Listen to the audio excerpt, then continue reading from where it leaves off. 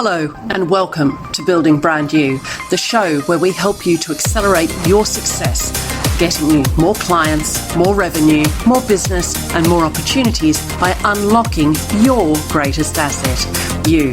My name is Kim Hamer and I'm an international business coach and serial entrepreneur. This podcast is designed for you, to help you unlock what you already have and to give you a whole host of tools and techniques that can help you to accelerate your success by building your own brand you. Hello everyone and welcome to this episode of Building Brand You. Today I am delighted to introduce my special guest, Kit Jackson. Kit is managing partner at Strategy Together, a consultancy where she helps organisations manage strategic change. Kit is a globally recognised expert and thought leader in using strategy maps and managing by strategic themes. She has also worked closely with Drs. Robert Kaplan and David Norton, co-creators of the Balanced Scorecard, a well-known tool in strategy management. During her time with Kaplan and Norton, Kit played an instrumental role in evolving the scorecard from a performance management tool into a strategy management tool. She pioneered the strategic themes approach, which was a pivotal evolution in strategy execution management.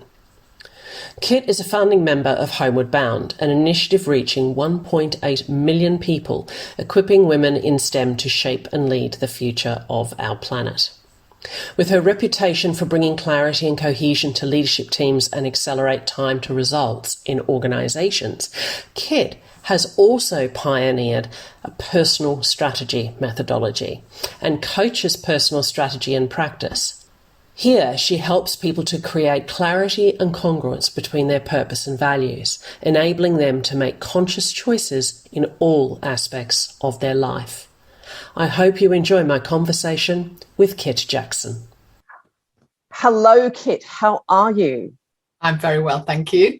Welcome to Building Brand You. I'm well, thank you. I like to start my guest interviews by asking you to tell us a bit about who you are. Who is Kit Jackson? What's she about? What's your story? So I'm going to hand the mic over to you right up front and ask you to share with listeners, who is Kit Jackson? Thank you, Kim, and I'm delighted to be here today with you. Who is Kit Jackson? It's a really interesting question, which could be answered very simply to say, I'm an international consultant and leadership coach specializing in making strategy happen. But what does that mean? It means that I facilitate people, teams, organizations to clarify and articulate their strategy for what they want to achieve and what they aspire to, and together build the capability to deliver it, because a strategy is only as good as the capability to deliver it. That still doesn't tell you much about me. So who am I in a bit more depth? Well, I'm someone who uses my extraordinary life experiences and learning to help others fulfill their potential. And to give you an illustration, I'm going to tell you a story that starts 20 years ago. I had spent 10 years in business turnarounds, and I'd recently moved into the area of strategy and was working for Kaplan Norton's organization. I was living and working in Australia. And having become pregnant with my second son, my husband and I decided to go back to the UK because we'd been out of the UK for some time, both in Australasia and Africa. I was anticipating that I would move smoothly into the London office, and my husband had some business interests in London. Everything seemed to be very smooth. We had schools organised, all of our belongings in a ship, and my husband was unwell about a week before we left. And it transpired when he went to accident and emergency that he was diagnosed with cancer and given a month to live. We decided to go back to the UK and continue with our plans and engage in some treatment for him. And the good news is he survived for a year rather than a month and saw his son born. The difficult thing was that as I arrived back in the UK, the organisation I was working for closed the London office. My husband's business interests, I discovered on his passing, were not quite as profitable as we had hoped. And in fact, he left a great deal of debt, and all of our joint assets were gone. So I had a situation where it looked pretty bleak. And I think a lot of my family and friends reinforced that with telling me that life was pretty impossible. So one of the things I realized was that I had a great asset at my disposal, and that was my learning around strategy and strategy execution, and most particularly strategy maps. And I knew inherently that I could use this to help me move from where I was and get to where I needed to get to. So I started thinking about my purpose and my aspirations. And at the time, my purpose was to change the way the world managed strategy. I realized that I had to start with myself first, put my own oxygen mask on before helping others. And so my basis was to work out what values I really needed to manifest in my life to be the foundation to take me forwards. And those values were and continue to be courage, gratitude, and conviction. Courage, because I needed to have the courage to step forwards and to lead my life. Gratitude, because I needed to start from a place of abundance and acknowledgement of what I had, and that I was enough and had enough to do whatever I needed to do. And conviction that I could do this, and to be able to drown out the noise of both my internal critic and others who told me that the situation was dire and impossible and I wouldn't be able to do it.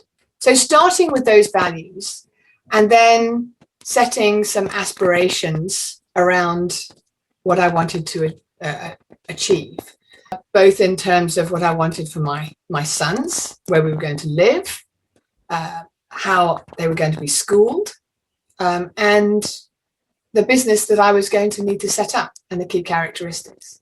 And really setting up what I was going to accept and not accept and be clear about that. And that was really important when one of my first potential clients, I applied for a particular role, and they had requested a role that was completely different to what I felt I should give them. And I wrote to them and said, I know you've asked for this, but I think you need me. And these are the reasons why. And the long story short is they came back and said, you're right.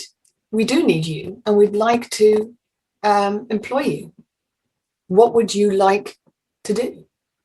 And that was a real lesson for me, because it taught me that standing by what I knew was right and that would serve me rather than just taking anything would gave me a great deal of confidence. So setting up the foundation of my values, where I was heading towards, and how I was going to make those conscious choices to put my strategy into practice, and being able to identify what were the key priorities. What I then did was, having set my intention, was I put an incredible discipline and focus about what I paid attention to, which meant I had to engage in a certain amount of what I was not going to do, and closing some doors so I could see that other doors would open. And this was the mental framework that I set up.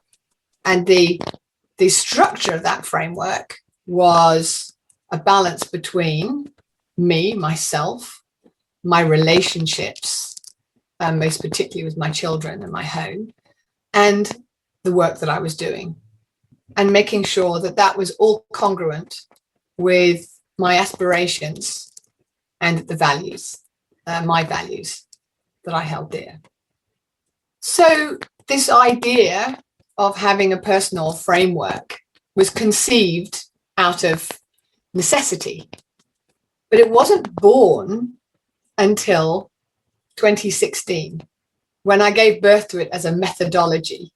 Again, it was a situation where I was invited to be part of the founding faculty for a leadership initiative called Homeward Bound, which served to equip 1,000 women with a STEM background with the capabilities to lead, to influence, and to shape the future of the planet. This was a virtual program which culminated in the largest all-female expedition to Antarctica for a month every year. And this thinking, this mental framework of mine really came into fruition as the framework and container for all of the leadership learning and the different tools that we were equipping them with, so that these women could have a basis on which to use that learning, putting it into practice to take their lives forward. So personal strategy is one of the elements that has come out of the life experiences that I've had. As I was listening to you, I was thinking about like the extraordinary circumstances you found yourself in coming back to the UK. And we've all been in extraordinary circumstances, but I think that link you had with a way of thinking and addressing all of that it's kind of, how does that happen? I mean, you had lots of experiences all around the world. You know, you've worked for the masters in strategy execution, particularly Kaplan and Norton. You've worked in all sorts of industries and countries, and to sort of pull all that together and go, actually, I've got a framework for this. I think that's not common for a lot of us. For listeners out there, even probably having a personal strategy is something they've never considered before. So how did you, when you were sort of talking to people about how you dealt with all of that, what was the reaction to sort of how you were sort of placing the framework of strategy around your own sort of personal circumstances and the building of your new life? So when I was in the situation 20 years ago, I didn't explain to people what the framework was, because it was really very much an internal mental framework. And it's something that I use, I think, in strategy maps. One of the greatest learnings I've had from working with Kaplan and Norton is to be able to utilize this framework and apply it in very many circumstances, whether it's in an organizational context, whether it's in for teams or for individuals. When I was working with Kaplan and Norton and running their research group, one of the key pieces of research was we discovered that organizations are 70% more likely to execute their strategy if they have a framework. And it's the same for people. Well, organizations are made of people, aren't they? So that sort of stands to reason, really. That's right. One of the other things is that strategic thinking is one of the most underdeveloped leadership capabilities. And whether that's in an organization or whether it's for our own lives, we're all leaders of our own lives. The ability to put the now into context, into a broader context, and consider what is the impact of this is something that is difficult, because we get so caught up with the noise and the activity of the day to day. So it's important to be able to carve out the capacity to step back and be able to consider, what is it that I'm doing today that serves the wider context, who I am, what my ambitions are, what I hold true as my values, and do they serve me? And how am I showing up? So it's only really been something that I've talked about since building it into the leadership program for Homeward Bound. So talk a little bit about that sort of thinking process for you, because to have it as a mental framework is one thing for yourself, but then to say, how could this work for other people? How do I make this accessible and rich and empowering for other people? So can you share a little bit about, how that translation of from me to we happened? One of the things I realized was missing out of many leadership programs was a whole of life framework. Often leadership programs look at what you need to do for personal development to advance your career and balance that with some well-being and, as I say, work-life balance. What I realized is that what we really needed to do is to start with us, not necessarily with the organization in mind. And rather having a balance or trade-off, we need to be thinking about congruence, so that it's not a trade-off between our careers and our families, or our families and ourselves, so that we have different identities. So it was that realization that came out of the Homeward Bound program that caused me to build it into a methodology and a formalized framework, to be able to provide this as a container for all of the other activities that were going on in the leadership program. And that is what it is today, is a container for all of the activities, actions, and choices that you make, and the way that you do that on a day-to-day basis, that sits in a whole framework to serve the wider context, the wider purpose of you, and the wider strategy of you. I think it's really interesting to hear you talk about that, because we talk about, frameworks. You mentioned the 70% more likely statistic at the start about having a framework. You're 70% more likely to actually execute your strategy. And the thing that came to me was, how many of us make all of these grand New Year's resolutions and just never fulfill on them, or hardly ever fulfill on them. I think we don't often think about a framework in terms of a container. That's an unusual expression for most people. So thinking about it, for me, it comes across that it's a bit of a bucket, or a bit of a case where I can also go back to and revisit what's in the container and what I put in the container before, what I might have put in the container since that shouldn't really be in the container. So this tool to be able to revisit, or this container. So when you talk about having a container, is that language people sort of need to, I guess, understand, or is this something that becomes quite familiar to them quite quickly? I don't think everybody needs to recognize it as a container. The most important thing actually is to recognize the story. There's always a story. One of the other learnings I have about strategy is that strategy is not a New Year's resolution. Strategy is not a set of stretching metrics that are imposed on an organization.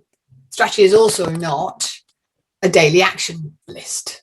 So firstly, to think about what strategy is it is a story. And the framework, the personal strategy map, provides that cause and effect model of thinking, if I do this, if I put my attention onto these priorities and make these choices, what will be the outcome? Will it serve me to deliver on my ambition or my aspirations? And key to the framework is the three pillars, the three themes: self, relationships, and work or service. You might be out of work looking for work. You might be retired. You might be taking some time out.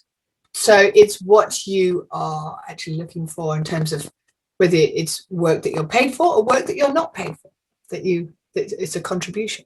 So it's that congruence between those three elements and understanding what is the story. And if you can tell the story, get it out of your head and onto paper or PC, whatever, it starts to clarify what your strategy is.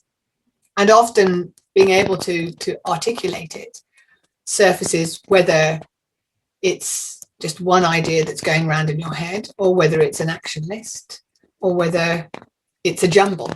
One of the things I find working with people on this is that some people have been very successful in their careers, and they come to a point and said, how did I get here?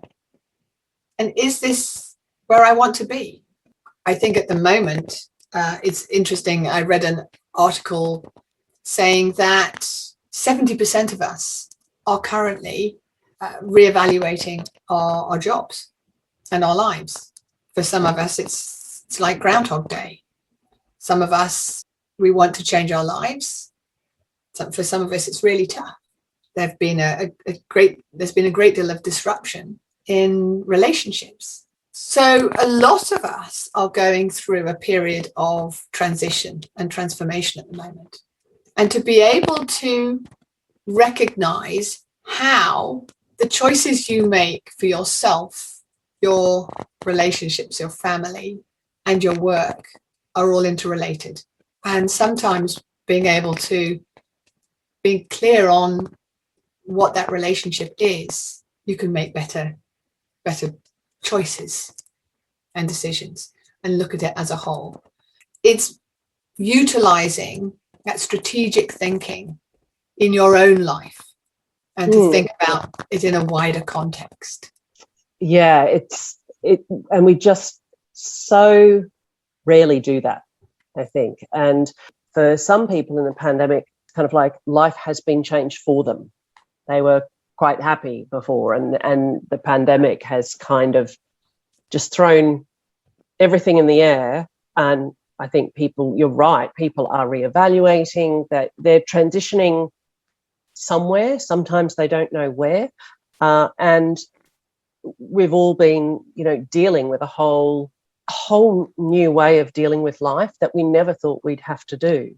So this opportunity for transformation, I think, is very real for people having come out of this last 18 months. For some people, it's been, not that I would say enjoyed it, but, they've perhaps felt better, done better. Other people are still really struggling with how all of this is going to play out. So thinking about the story and how those three elements of yourself, your relationships, and your work or service in your life, I think is a really great holistic way of thinking about it.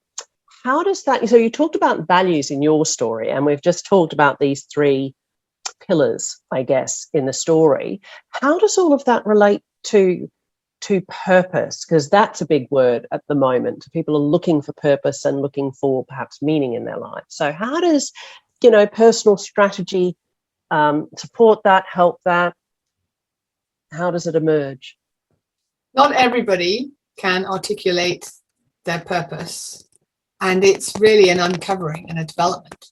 I mentioned that my purpose was one thing 20 years ago, and it's evolved. The values that I really want to manifest in that's going to enable and support my strategy, they might adjust as life changes. And life has changed from having two babies to having two teenagers to young men in my life as my sons. And what I need to bring in, what I need to prioritize, and what I need to demonstrate in terms of values will adjust. So this is an ongoing process. It's not create a strategy once off and that's it, we're done. It's actually a constant process of learning and reflection and insight about ourselves, others, and how we're showing up, and the impact of the way that we show up on the outcome.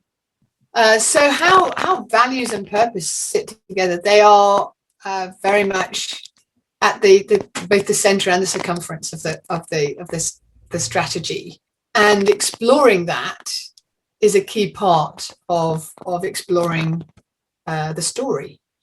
As I say, the purpose might not be well articulated or conceived when you start off. It's a good idea to start thinking about what you aspire to, maybe what your legacy is in the three different themes, and then thinking about what's going to underpin that in terms of your values. And I think one of the first area of value out of going through this process that people tell me about is on thinking about their values in these three different lenses. And it's maybe something they haven't done before. And thinking about, are they the same? Are they different? Why? And the first round that you choose what you really can't live without and what's going to support you going forwards might adjust as you rethink what your priorities are and what you're going to do and what you're not going to do.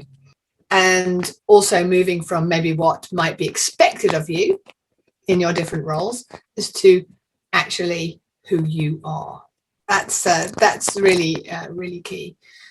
And thinking about what you need to bring into your life as part of your values and the behaviors that support that. And also what happens if you don't have those values in your life?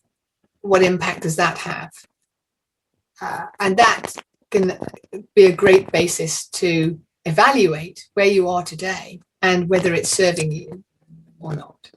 I love all of that. But in particular, that comment you made about sometimes we assign our values to ourselves based on what others expect of us or what society expects of us or what we've grown up with, and actually taking a look at the things that light you up and that make a difference in your life. That's when I think values become really visceral and really powerful, and they start to be a bit of a compass, I guess, for you to say, okay, so if this is what I'm about, then how is that showing up in my life? You used that expression before about how we show up in our story. And it's not something people often think about. It's also a term I use in the Building Brand You framework. It's not about pasting something on the outside. It's about looking at yourself and saying, what am I about?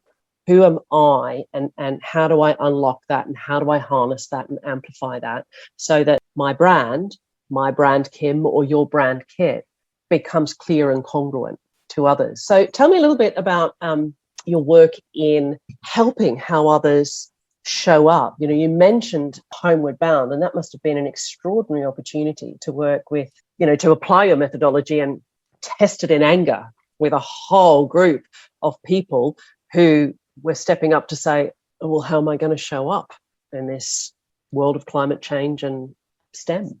Yes, it's been an extraordinary experience. I've been working with Homeward Bound for nearly 6 years, and working with the faculty are the world's best in visibility and leadership, in science, in well-being, to build this program. And the participants themselves are extraordinary women. One of the things we've really worked on, and I do in the work that I do in Strategy Together, is thinking about how we show up firstly to ourselves, then to others, and then in the wider context. And when we're thinking about how we show up to ourselves, that's our thinking style. And being self-aware around how our thinking style is impacting our behaviors because that impacts the way the decisions we make, and it then impacts the outcomes. I love Viktor Frankl's quote from the work that he did as a Holocaust survivor, where he said there is a space between stimulus and response. And in that space is our power to choose our response. Oh, the hairs on the back of my neck just stood up. It's brilliant, isn't it? You know, in that space is our power to choose. It's beautiful. And it's fundamental, because we may not get to choose the deck of cards that we get dealt. And I found that very much in my life, but we do have the power to choose how we respond to it. And how we respond to it will determine the outcome. So starting with our thinking style, what are we bringing to it? Are we bringing a sense of scarcity or a sense of abundance and gratitude and acknowledgement? Well, that will very much impact our experience and how others experience us. So thinking styles are fundamental, and in Homeward Bound and in the work that I do, we use a human synergistics tool called the Lifestyles Inventory, and it's very helpful to explore and get a self-assessment and assessment by others as to the impact of that thinking style. And being self-aware is the first step. So in strategy, starting with self, understanding self, being self-aware, really important. Then you can broaden out to say, okay, how am I showing up to others?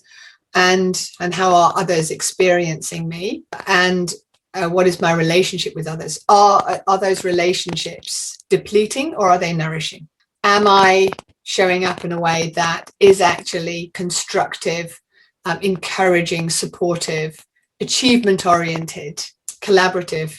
Or am I thinking that I am, but actually I'm not being experienced like that? And then thinking about, how do I show up in the wider context? So how am I having an impact more broadly in the organization, in the team that I'm running, or the department that I contribute to, in the charity that I work for, in my community? How am I showing up and having an impact on the wider context and community? Often, when there is an issue in one's life, it's worthwhile stepping back and saying, what's my thinking style? How am I showing up to myself, and how am I managing my own internal critic? And how am I showing up to others? And is it aligned with the outcome that I want to have? Yeah, I think it's a bit like the Groundhog Day you mentioned earlier. It's the same thing, the same issue, for example, keeps showing up in our lives. And kind of go, okay, the common denominator here is me. So perhaps it's time to say, okay, so how am I contributing to this issue that keeps showing up in my life? And I think when you frame it as, it's not just about the issue, it's about that the issue is getting in the way of what you want, of your outcome, of your, if you have defined your purpose, or, is that really showing up as congruent with your values? And if it's not, then, as you say, it starts in our head, in that space between stimulus and response, as Viktor Frankl said. And if we can get to that and start to examine and articulate our story and the things we want to achieve and the things that we're thinking, then there starts to be a bit of a roadmap or a strategy map that emerges, which maybe doesn't clear the path. I think we all have problems, but maybe gives us the facility, as you said, to be more constructive, more achievement oriented, rather than driving ourselves to be perfectionists and looking for other people's approval or avoiding the issues altogether. So I think there's a lovely opportunity for people to become really self-aware and to go back to, so what am I thinking and what is that driving? Yes. And I think also there's often an element of, when this happens, then I'll be happy. And turning it around to being, when I'm happy, this will happen. Yeah, I use in one of my coaching frameworks, we talk about the be, do, have model. So often people say, well, when I have this, I'll do this and I'll be this. So when I have money, I'll buy the house I want and I'll be happy. Whereas actually, if we start with how we're being, it drives our actions, what we're doing, and then it produces outcomes, what we have. So if we start by, you talked about courage as one of your values, core values. If I'm being courageous, then what behavior does that show up as in my life? And then what outcomes does that create? So I think it's a brilliant way of turning that on its head and thinking about, well, how am I being? And actually, a lot of people talk about confidence.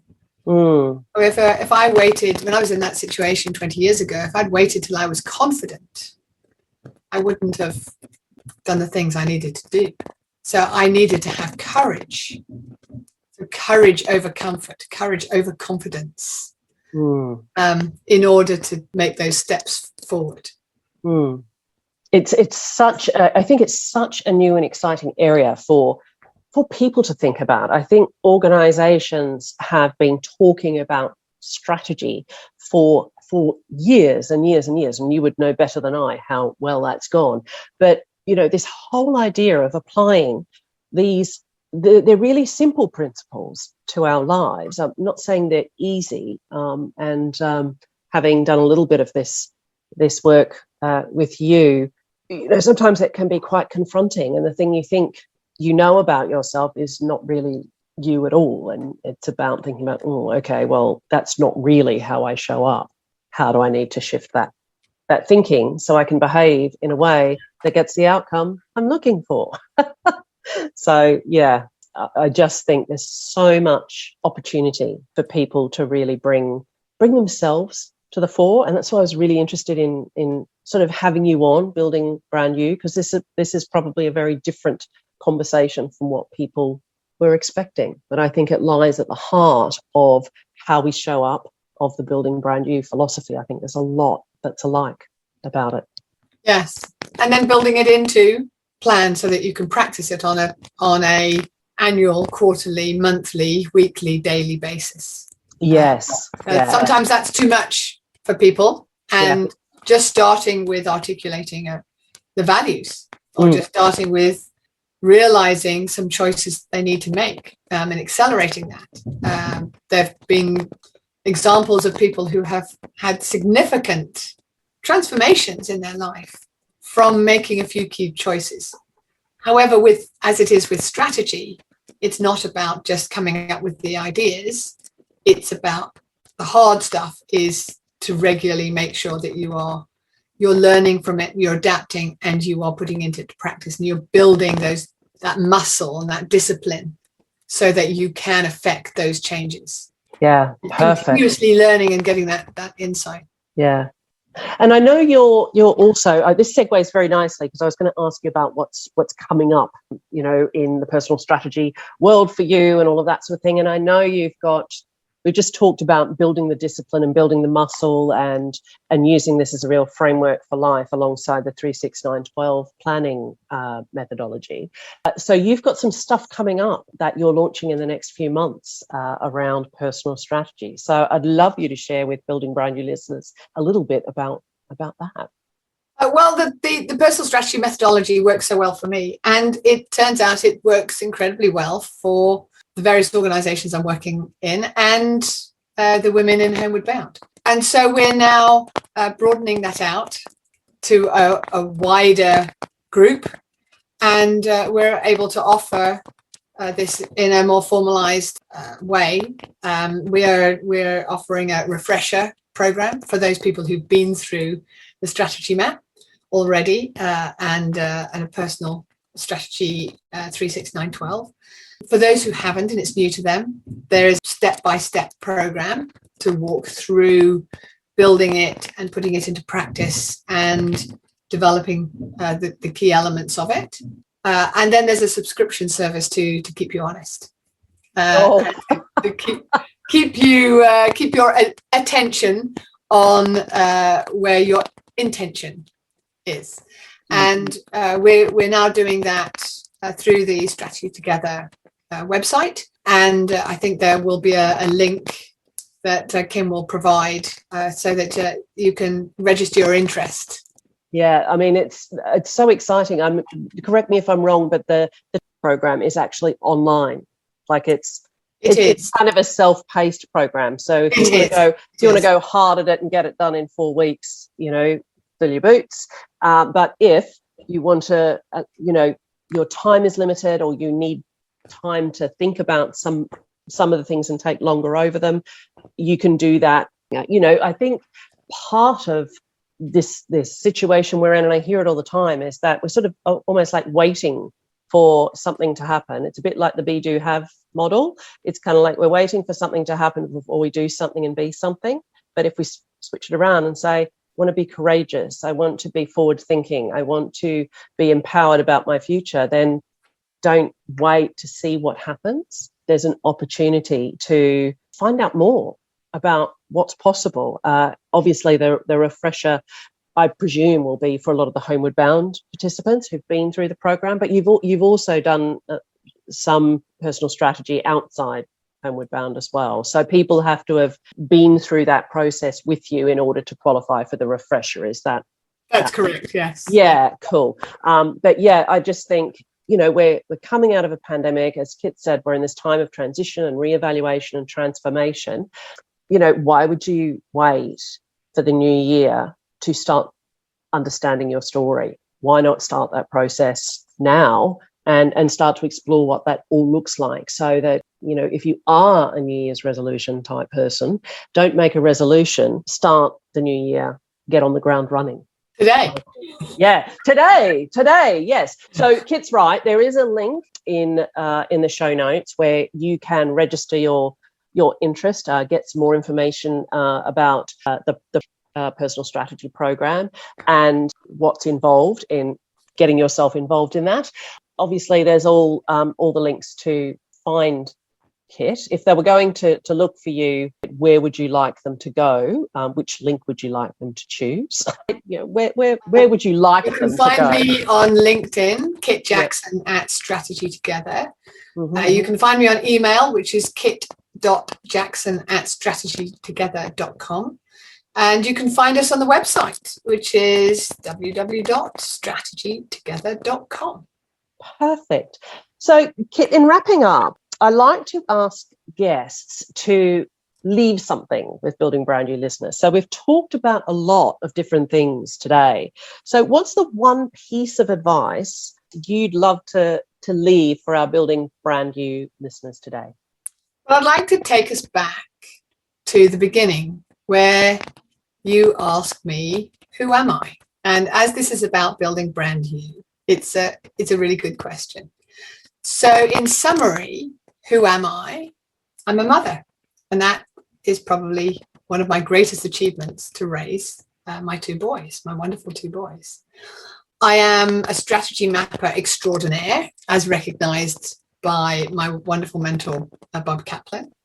I'm a facilitator of transformational culture change. I'm a builder of leadership capability. I'm a value creator and accelerator. I am sometimes a dragon slayer, and I am always enough. So I start every day with this mantra: I am enough, and I have enough to meet whatever the day is going to bring, because I never quite know what my life is going to bring. And what I'd like to leave listeners with is two questions to reflect on. What's the story, and how are you showing up? And if there's one piece of advice, lift up from the noise of today and clarify your intention and set your attention to it. Wonderful. It has been an absolute delight having you on Building Brand New today, Kit. Thank you for joining us and for sharing your such a personal story with us right up front, and the thing that led you into Strategy Map. So thank you so much for your time and your generosity today. Thank you, Kim. It's been great to share that with you. Listeners, I'll speak to you soon. Thank you for listening to the Building Brand New podcast. I'm Kim Hayner, and if you've enjoyed this episode, please leave me a 5-star review on Apple Podcasts. Connect with me on LinkedIn, Facebook, Instagram, or Twitter, and for all the latest news and tips, become a member of the brand new Building Brand New Facebook group. I help people to accelerate their success by unlocking their greatest asset.